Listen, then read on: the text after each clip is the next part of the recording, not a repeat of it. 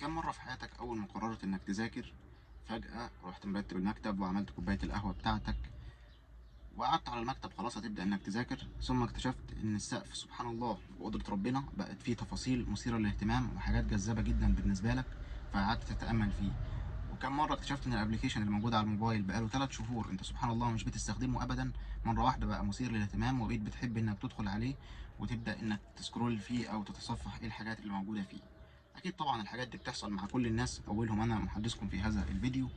فاهلا وسهلا بيكم في حلقه جديده من حسوني هتكلم. الحلقه ديت مخصصينها ان شاء الله ضمن السيريس او السلسله بتاعه المذاكره، واللي هنتكلم فيها عن احنا ليه بنشوف المذاكره حاجه ممله، وليه بننفر منها، وليه مهما عملنا من مجهود وقررنا بدافع نفسي من جوانا ان احنا حابين نذاكر مش بنكمل. وغالبا جزء قليل من الناس اللي بيكمل النهايه في انه يذاكر وبيستمر على الروتين بتاعه. فأهلا وسهلا بكم في حلقة جديدة من حسونا يتكلم، ودعونا نبدأ الحلقة دي إن شاء الله. واحدة طبعا من ضمن أهم الأسباب اللي بتخلينا ننفر من المذاكرة أو بنشوف إن هي حاجة مملة هي الدوبامين. الدوبامين للأسف في مفهوم خاطئ عند الناس إن هو الهرمون المسؤول عن السعادة، ولكن للأسف هو الهرمون المسؤول عن الرغبة والتحفيز. يعني هو مش هرمون، هو نقل عصبي أو خلينا نقول نيورو ترانسميتر مسؤول عن الرغبة والتحفيز اللي هي الموتيفيشن اند كريفنج. بمعنى ايه؟ بمعنى ان انا الدوبامين مش بحصل عليه في نهاية المهمة كمكافأة سعادة. هو خلينا نبسطها ونمشي معاكم ونقول ان هو سعادة، لكن هو في الاساس الحاجة اللي بتخليني عندي تحفيز او رغبة ان انا اعمل المهمة دي مرة والتانية والتالتة.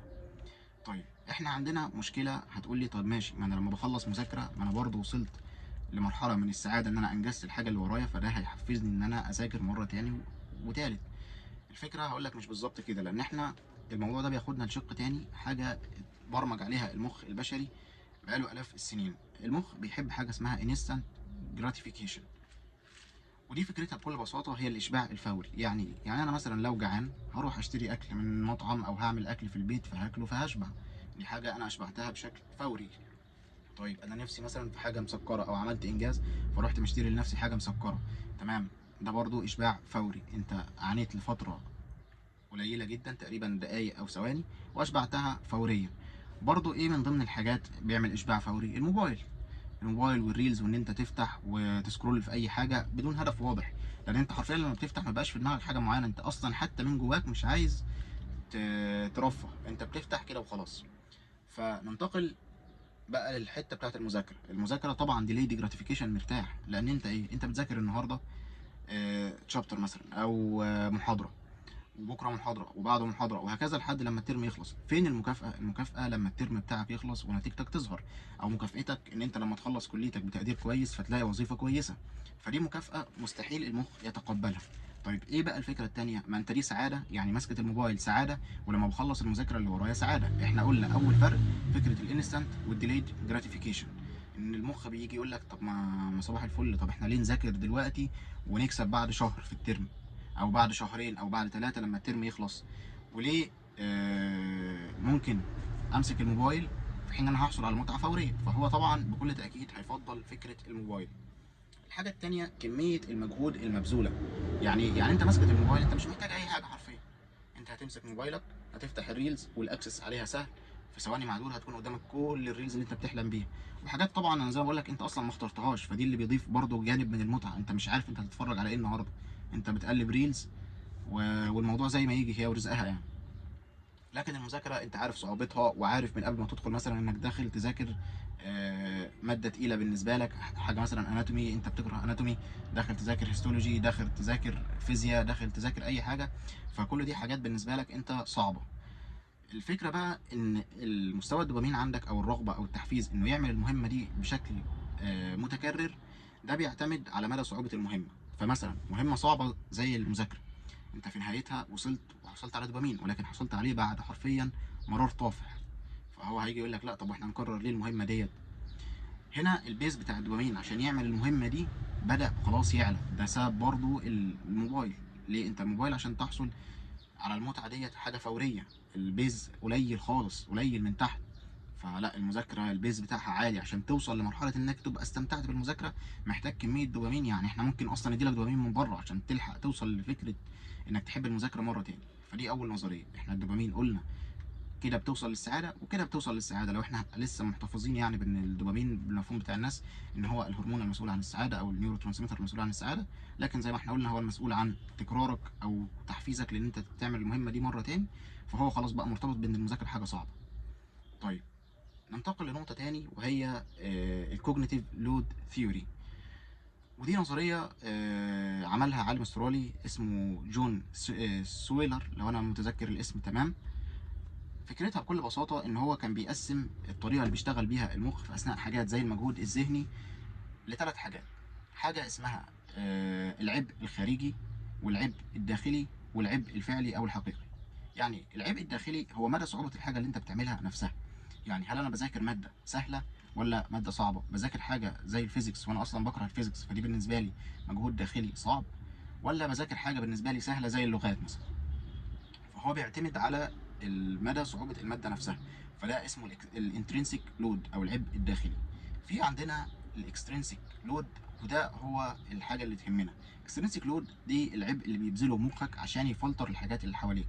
يعني مثلا صوت الدوشة في البيت، طبعا النوتيفيكيشن بتاعت الموبايل اللي انت سايبه جنبك على المكتب وعمال بتقنع نفسك انه اكيد مش بيأثر على مذاكرتك، وهو بكل تأكيد بيأثر على المذاكرة بتاعتك.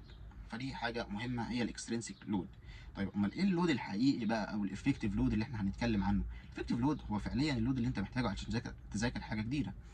اللود اللي بيتبذل في مخك علشان يكون زي وصلات عصبيه بين المعلومات وبعضها. ودي الطريقه اللي بيشتغل بيها المخ ان هو بيحاول يربط جزء كبير من المعلومات ببعضها. فده العبء الحقيقي. المشكله ان العبء الحقيقي طبعا بيكون اوفر استيميتد بسبب العبء الخارجي اللي حضرتك حاطه جنبك، المشتتات اللي انت سايبها، صوت الدوشه اللي انت بتذاكر فيه، الماتش اللي انت مشغله جنبك وبتقنع نفسك انك بتذاكر وبتبص على الماتش، اي حاجه انت بتعملها. وطبعا يعني مش انت بس اللي بتعملها، انا كمان بعمل كده احيانا وبقنع نفسي ان انا بذاكر لكن في الحقيقه انا مش بذاكر ومستحيل طبعا تكون الكفاءه بنفس الفكره. فده بالنسبه للجزء بتاع الكوجنيتيف لود ثيوري او نظريه العبء المعرفي. طيب عندنا نظريه تاني بتتكلم في الجزء ده وهي تكلفة الفرصة البديلة. ايه تكلفة الفرصة البديلة؟ آه طبعا دي عملها عالم اسمه روبرت كيرزمان. ده كان بيتكلم على ان انت مخك عامل زي مدير الاستثمارات البخيل. يعني ايه مدير الاستثمارات البخيل؟ طبعا خلينا نقتنع ان في نادي مثلا عنده الرئيس بتاعه قرر ان باقي 3 شهور في السيزون وهو محتاج يشتري لاعب. في مدير بيفكر بفكرة ان انا محتاج اجيب لاعب يسلك الشهور وخلاص ونديله مبلغ من المال. وطبعا احيانا بيكون اللي اتدفع في اللاعب دوت اكبر بكثير مما يستحقه، لانه مثلا لاعب كثير الاصابات او لاعب بتاع مشاكل او غيره او غيره او غيره. في حد ذكي بيلعب على فكرة اكبر واحسن بكتير، انه هيستثمر في لاعب معين، هيشتري اللاعب دوت سوبر ستار وبالتالي هو هيدفع فيه. طبعا الناس هتيجي تبص لها من منظور انت دفعت في لاعب 3 شهور مبلغ وقدره، لكن هو الحقيقه مش هيقعد 3 شهور. هو الراجل بيبص للاستثمار انه اشترى لاعب هيكمل معاه كذا سيزون متتالي، وفي نفس الوقت هو هيكون لاعب مفيد وسوبر ستار. ده نفس اللي بيعمله مخك معاك بالظبط. هتقول لي ازاي؟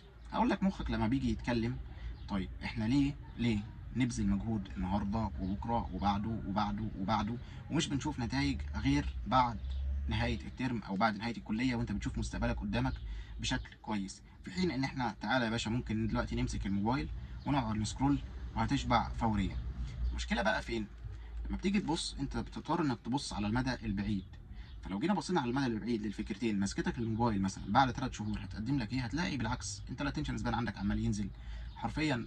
ممكن اخلاقك اصلا بتنحل لان انت بتتعرض لكميه مؤثرات مش عايزين ننكرها بصراحه، مش احسن حاجه، وبتخليك تنورماليز حاجات مش اصح حاجه بسبب ان انت الناس كلها حواليك بتعملها. طيب برضه في نفس الوقت ما حققتش اي حاجه في مستقبلك، انت بني ادم بلا قيمه حرفيا، لان اي حد فينا يقدر يمسك الموبايل ويقدر يسكرول. الراجل اللي في الشارع اللي ما يعرفش اي حاجه يقدر يمسك الموبايل ويقعد يسكرول. لكن تعالى ناخد على النقيض، لو انا اشتغلت على نفسي في المذاكره وقعدت كل يوم بذاكر حتى ولو صفحه واحده، فده معناه ان بعد 90 يوم انا ذاكرت 90 صفحه. بكل تاكيد انت مش حمار قاعد بيقرا المعلومات. 90 صفحه انت لو ذاكرتهم، وانا بكلمك على الحاجات اللي هي البير مينيموم. انت مستحيل بني ادم يقعد لو قرر انه خلاص هيجتهد وكده يقعد يذاكر صفحه، اكيد هتذاكر اكتر. بس بكلمك ان 90 صفحه هم بالفعل اكشوالي احسن من مفيش خالص. فدي النقطه اللي انا بتكلم عنها في الفكره بتاعتنا هنا، وهي تكلفة الفرصة البديلة. المخ دايما حابب ينتقل لحاجات اسهل بكتير، وما بيبصش للمدى البعيد، هو بيبص بس للمدى القصير او القريب. طيب احنا فهمنا كده النظام والسيستم اللي مخنا بيشتغل بيه في اغلب الاحيان. طيب ازاي بقى اقدر اتغلب على النقاط اللي انا قلت عليها؟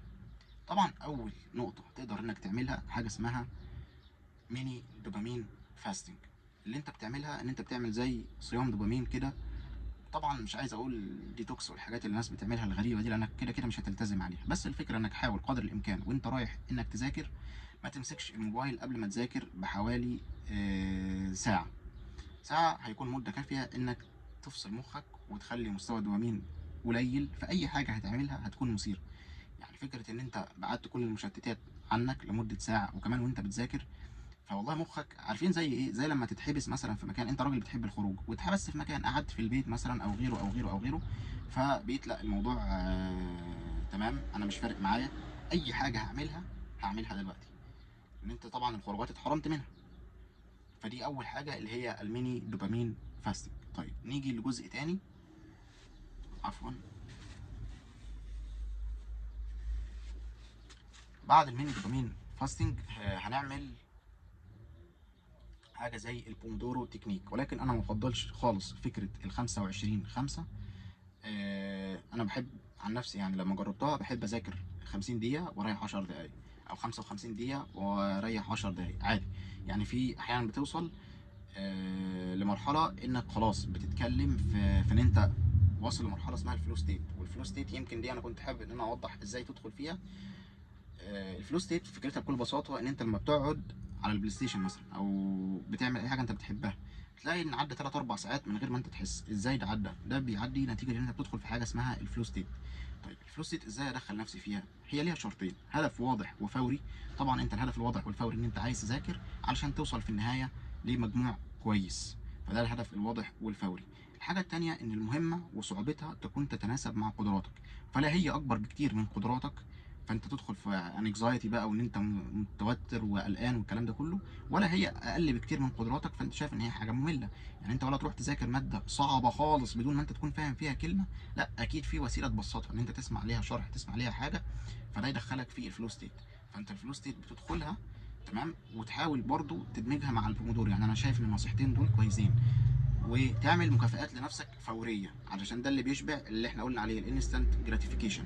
مثلا والله انا التزمت بسيشن بومودورو، هجيب لنفسي مثلا كوبايه قهوه او شوكولاته، الحاجه اللي انت بتحبها عامه. انا بقول امثله، يعني انت في واحد بيحب مثلا يروح الجيم، فلا خلي ده هدف كبير. يعني انا لما اقطع مثلا 3 4 جلسات بومودورو هروح الجيم ما فيش اي مشكله. فدي الفكره بتاعت النهارده اللي انا حبيت ان انا اتكلم فيها. بس وانا زي ما بقول لكم ما تنتظرش ان المذاكره تكون الحاجه الممتعه زي الفيديو جيمز ولا زي مروحك للجيم، بكل تاكيد. ولكن هي في نفس الوقت مش تعذيب ومش حاجه بتسلبك ارادتك، يعني هي في النهايه في الاول وفي الاخر مستقبلك والحاجه اللي بتخليك بني ادم احسن. حتى مش شرط في نظر الناس، هي في نظر نفسك انت. صدقني لما تعمل الحوار ده وتبدا انك تجتهد هتبدا انك تحب نفسك وهتحب موضوع المذاكره بجد يعني.